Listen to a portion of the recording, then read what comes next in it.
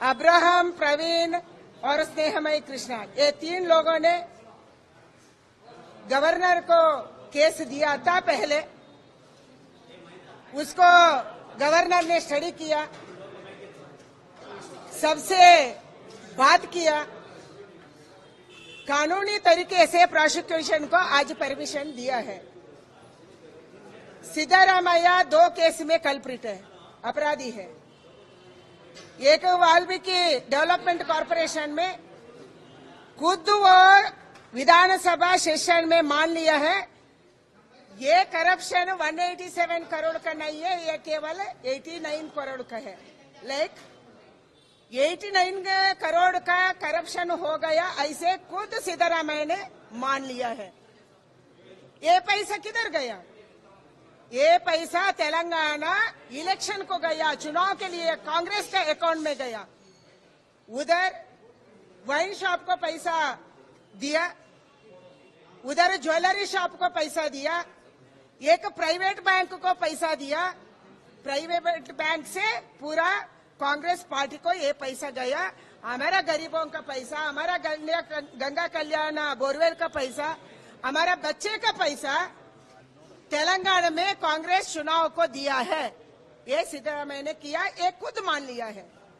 दूसरा, मूडा में, मैसूर में इसका बीवी गैर कानूनी तरीके से साइट लिया है, 14 साइट लिया है, 14 साइट लिया है, गैर कानूनी है। एक दलित का जमीन को वो लिया, एंड 92 में लेने के समय, उसके बाद हर समय सिद्धारामैया कॉन्स्टिट्यूशनल पोस्ट में थे। वो मंत्री थे, ओपोजिशन लीडर थे, अभी मुख्यमंत्री है। मैं मांग करती हूँ सिद्धारामैया ये केस को फेस करना चाहिए, वो तुरंत इस्तीफा देना चाहिए। फिर केस को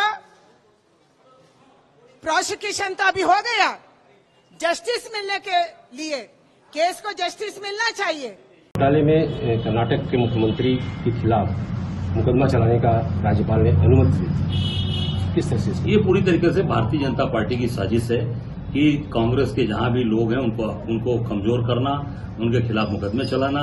इतने घोटाले किए भाजपा के सीएम कर्नाटक के येदियुरप्पा ने, क्या हुआ उसका?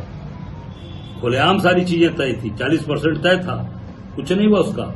कांग्रेस का के कार्यकर्ता काम कर रहे हैं, कार्यकर्ता वहां के सीएम काम कर रहे हैं, तो उनको कैसे भी उन्हें प्रताड़ित करना और उन्हें बदनाम करने पे भारतीय जनता पार्टी के लोग काम कर रहे हैं। ये राज्यपाल क्या केंद्र के इशारे पर काम कर रहे हैं? बिल्कुल, केंद्र के द्वारा ही नामित है, भारतीय जनता पार्टी के लोग हैं।